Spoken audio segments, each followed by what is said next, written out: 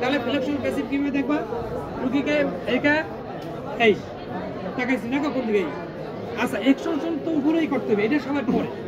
একটা কথা আমি প্রথমেই বলছি যে কোনো রোগীকে একবার দাঁড়া করানোর পরে শোনার পর আবার আর দাঁড়া করাই, তাহলে আমি এক্সটেনশন সবার পরে দেখো, আমি উপর করে এক্সটেনশন আমার সিট কি বুঝছো ব্যাপারটা?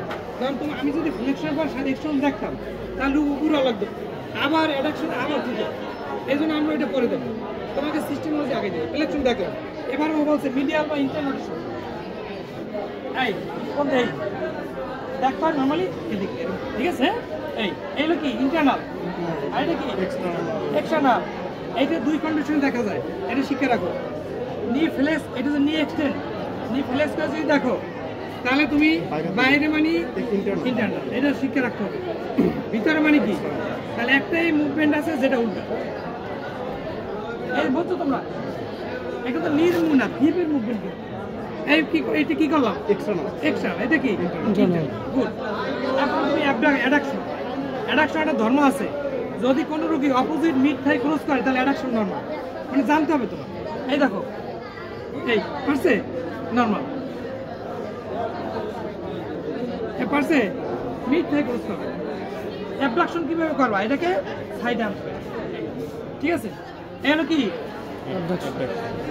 তাহলে অ্যাডাকশনের কথা কি? যদি অপোজিট মিড থাই ক্রস করে তাহলে অ্যাডাকশন নরমাল এবং অলওয়েজ ভিজিটে রাখবে। এবার সবাই পরে এক্সটেনশন কি?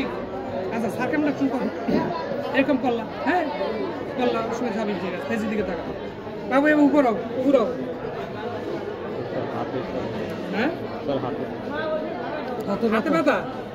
আচ্ছা হাতে ব্যথা তুমি এদিকে খাইতো, এদিকে শোনো। তাহলে আমি এইটাই দেখাই দিই, পুরো উপরে উপরেইয়া এই হিপ কিন্তু পিছনের দিকে মুভমেন্ট সবচেয়ে কম, কত 5 to 15 ডিগ্রি। ফটাসকে জায়গায় ডিসলোকেশন, তুমি ইলেকশন কিন্তু রেঞ্জ অনেক, তুমি অনেক উপরে উঠে হলে কিন্তু অসুবিধা নেই। কিন্তু হিপ কিন্তু অনেকে পরীক্ষা যে ডিসলোকেশন করে ফেলেছে, খুব সাবধানে এই কথা। এমন করে আস্তে উপরে এরকম বলছো ব্যাপারটা, হ্যাঁ এরকম আস্তে উপরে উঠে দেবে, এটা উপরের দিকে সেই টয়লেট উপরের দিকে না, খুব সাবধানে অল্প অল্প দিলেই হয়েছে।